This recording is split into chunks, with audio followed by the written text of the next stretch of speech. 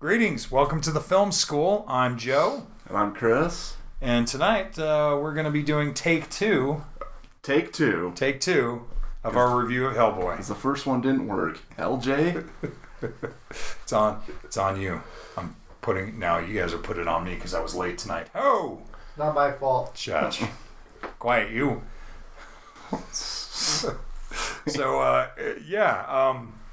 Over the weekend I had a chance to see the new Hellboy film, and you saw it, what, yesterday? Yesterday, yeah. Yeah.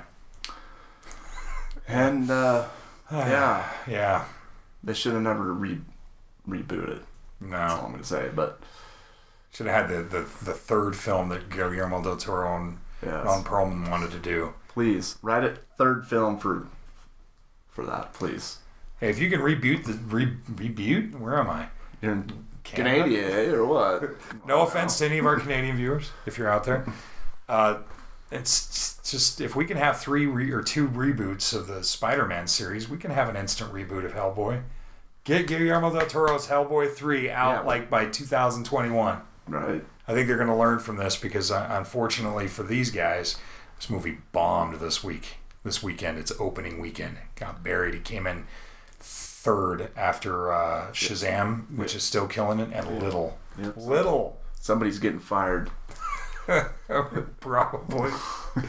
I have no idea why that this turned out this way. I kind of had high hopes when I was hearing about it. That for sure. I like David Harbour. I like the director. Dog Soldiers and The Descent. What is his name? I always forget. Neil Marshall. Yeah, Doomsday. Yeah, and Centurion, which I still haven't seen. But yeah, I thought, with him on board, Mike Mignola behind him, who's the creator of the Hellboy comic. And by the way, we are going to have spoilers. So right now, spoilers for your future reference. So if you're listening and we say something you didn't want to hear, you can't go, hey. But the film draws its inspiration from a few different issues: Darkness Calls, The Wild Hunt, The Storm and the Fury, and Hellboy in Mexico. Yeah. And I felt that maybe they just should have focused on one story arc, maybe.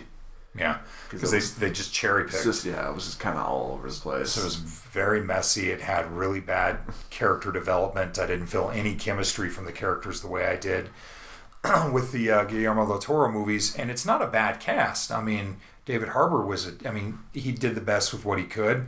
The makeup's not as great. Ian McShane probably did the best with what he could. I still feel like he might have been a little miscast because he's much younger than the character is.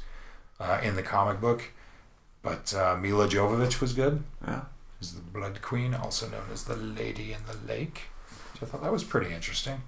Lady in the Lake, or Lady Vanishes. No, or Lady in the Water. The Lady in the Water vanishes in the lake. Lady in the Water. Why you gotta go and upset everybody's dinner? Anyway, people are gonna be upset. Back to Hellboy. No, Lady in the. Back to Hellboy. So, I didn't really find that there was too much that was awesome about it. Yeah, cinematography wasn't that great. Unnecessary reboot, for sure. Yeah. But who was the cinematographer? Lorenzo Sanatore. Lorenzo Sanatore. He's an Italian cinematographer, right? This is his first major film. First major film he shot, but yeah, he was. I guess he was second DP on like Wonder Woman and 300. Rise of the Empire. So, which is not a very good movie either. You got to break out somewhere. Sure, absolutely. And cinematography wasn't bad. It just wasn't like there were moments of this film that were kind of fun and exciting, and there were some decent visual effects, but like the one-liners were really bad. Yeah, the humor just did not work. It just was bad.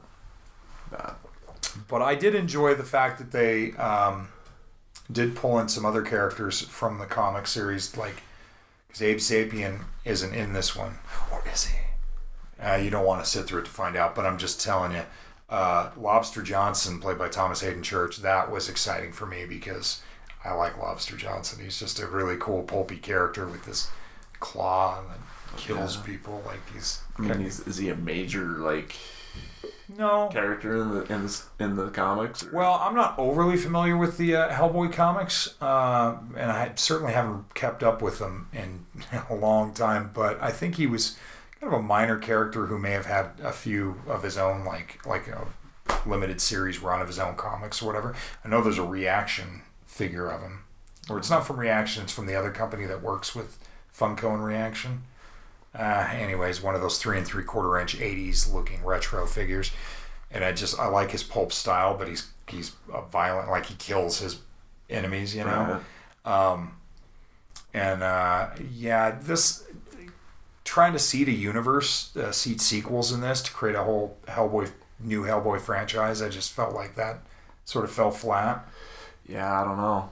It didn't do very well, so who knows? Somebody's getting fired. Yeah, I don't think that. I don't know if they're going to do another one or not. Probably not. So if anything, just Universal, just give that Oscar-winning Spanish language director the chance to, who will not be named again, to do the version that we all wanted to see.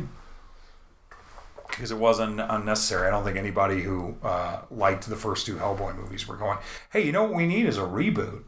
I think everybody was kind of hoping for the 3rd film that we kept hearing about for, like a decade now? Because didn't Hellboy 2 The Golden Army, that was what, 2008? Yeah, so it's 2008. About 11 years. Well, almost 11 years, yeah. So, I don't know. I didn't really have high hopes, but I thought it would be a little bit more entertaining. You said the guy who composed the score, I mean, he's done some good films. Benjamin Wallfisch, yeah. He actually did Shazam as well. Serious? Shazam, Okay. Blade Runner 2049. Good score. Interstellar. Dunkirk. Or not Interstellar, Dunkirk. I'm sorry. Good score. And Stephen King's It as well. Oh yeah, cool. For some reason his score didn't stick out to me in this movie. Maybe it's because of the barrage of like hair metal and Americana blues rock that just kind of, I don't know, kept snapping me out at like, wow, this is some really misplaced marketing. We got to get a soundtrack out there now. And giant Lord of the Rings orcs, yeah, ogres that he's battling that, yeah. And the pig guy, yeah. Oh, there was another character who was from the comics too. I know that Daniel Day Kim from Lost plays in Hawaii Five-0 plays a character that is like a cheetah hybrid. I don't know, like a weird cheetah leopard. Yeah, I don't know what you call it because I don't remember him from the comic books, but I know he was in that. So that I thought that was pretty cool. Entry, but again, the whole thing was sort of unnecessary. I mean, I'd only give it 2 stars out of 4. Yeah, I'm 1.5 out of 4. Just you liked it less than I did. It's just disappointing.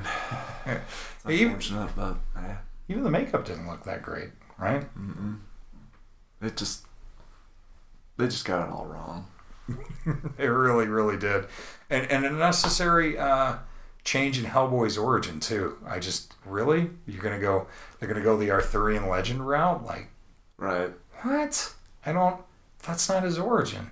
I mean, I get that the Guillermo del Toro movies weren't overly faithful to the comics. Mike Mignola sort of gave him his blessing to kind of take him in his own direction, but I feel like they at least captured the spirit of what I liked about the pulpy comics. You made it work for sure. Yeah, definitely. Because this one, not so much.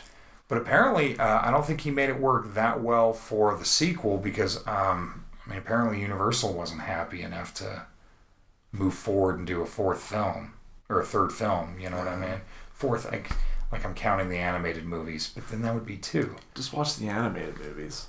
Those are cool. Yes. They're both set in the Guillermo del Toro continuity, like Ron Perlman, Selma Blair, and Dean Jones, or not Dean Jones, but oh man, I've just forgotten his name. He's in a lot of the Guillermo del Toro movies. You know, Pan's Labyrinth, the really skinny guy. Doug Jones. Doug Jones. There you go. Who's Falling Skies. John dies at the end. Star Trek Discovery. I love that guy. They're all in the animated movies. And John Hurt, the late John Hurt, is in the second one too. And they're a lot more entertaining than this film. So see at your own risk. So, Joe, you can buy it on home media at all? Physical media, yeah. I'll probably pick it up on the 4K just because I'm a completionist. I'm guessing you won't. Nah, I think I'm gonna skip this one. Harsh. No, I don't blame you. I mean, it'll probably be like $30 on 4K, right? Not worth $30. Steelbook edition for $35. That's how they'll recoup some of their cost, man. I don't even think it made $12 million opening day, which was like the low end of what they were kind of aiming for. Yeah, like I said, somebody's getting fired. They're gonna have to rethink their strategy for the next installment of Hellboy, which I hope it's not the end of the Hellboy films. No, I hope it's definitely not. You know, I mean, I think David Harbour should probably maybe continue playing them if that's the route they want to go. But like, you know, maybe they just need to. They should worry about get a better material to work with. Yeah, because I think that they should worry less about unnecessary one-liners, over gratuitous gore, excessive language, and a muddled storyline, and seeding a whole universe, and just stick with like a good balance and just a single standalone story to launch your new series. Because I mean, when you saw the first Hellboy movie, there were no like post-credit scenes. There was nothing seeding to like we're building a franchise, and it stands on its own, which is really cool. I mean, it's the second film is only even loosely linked. You know, it's like you wouldn't even know that it was a sequel except for the fact that Ron Perlman and Selma Blair's character kind of hit it off at the end of the first film. By the second film, they're like breaking up, you know. But and David Harbour's version of Hellboy, I don't even think felt as young and rebellious as Ron Perlman's version.